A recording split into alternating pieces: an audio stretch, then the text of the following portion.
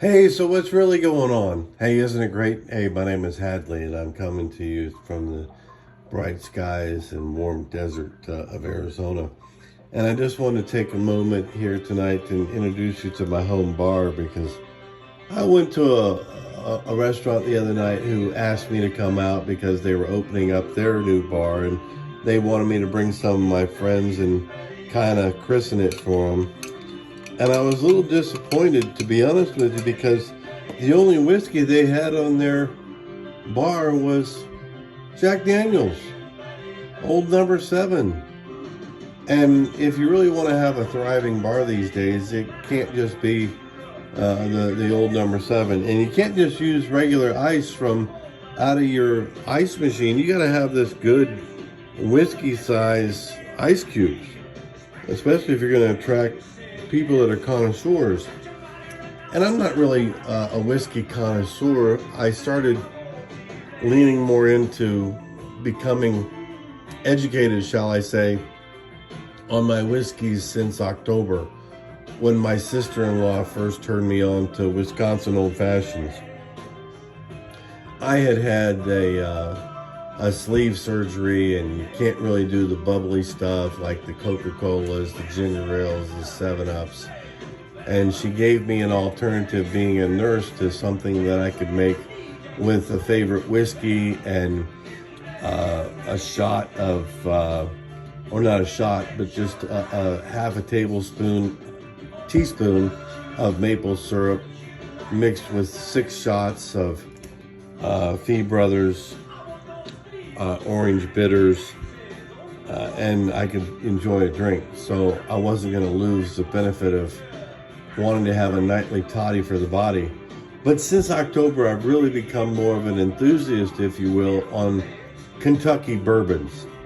And so I've gotten away from the Tennessee stuff for the most part, but I've found this stuff like the Buffalo Traces of the world and the Heaven Hills. And somebody else started talking to me at one of my outings about ryes. And I thought, rye? I don't think I like rye. It didn't sound good to me. But here, check this out. You see the bottled in bond Heaven Hill.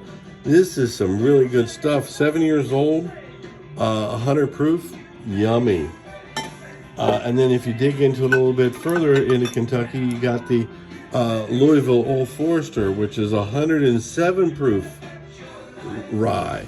Oh my God, these things hit you up. They knock you out. So I started mixing. My test has always been the Wisconsin Old Fashioned. So I'd make a Wisconsin with the same base ingredients every night, but then I would choose from my 23 different whiskeys and bourbons, all mostly from Kentucky, because I used to live in Cincinnati, Northern Kentucky. And they started me out on this great Knob Creek stuff. And when you make your old fashioned, like I said, you do it with the orange bitters and you do it with the, she didn't say cherry bitters, but here's how I ad-libbed it. And I started accessing this orange liqueur from Mexico because it's great for margaritas. And I do a half a shot of this with the Fee Brothers 6 shakes of orange and 4 shakes of cherry, and then I mix it with whatever bourbon I'm going to have for the night. But of all the ryes I've had lately, oh my God, I skipped out of Kentucky and went to Tennessee, and this Jack Daniel's single barrel is 136 proof. And instead of 2 shots, I drink just a shot of that in with my old fashions. And then staying with Kentucky, there's this great 1792, which I found at my local Costco.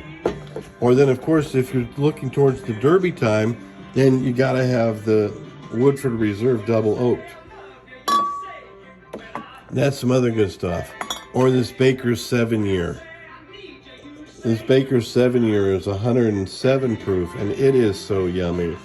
So a lot of them, when I choose here, I have different ones. Or if you want to go south to New Orleans in this Sazerac rye, this is very tasty stuff, but it will set you back. But if you want to cool it off and you don't want to hit it as hard one particular night, Then you go to the Kirkland brand and their Canadian whiskey, which is their version of Crown. And instead of $40 a bottle, it's $18 a bottle. And if you can't get the Mexican Controy, then you do the Costco brand Kirkland Orange Liqueur, which is just as good. But if you're looking for another good one, and if you're looking for smoothness and you don't like the hardcore stuff, then you go with this gentleman's Jack from Jack Daniels. And then, of course, keeping it with the racetrack version, you got to have this Woodford Reserve in your arsenal as well.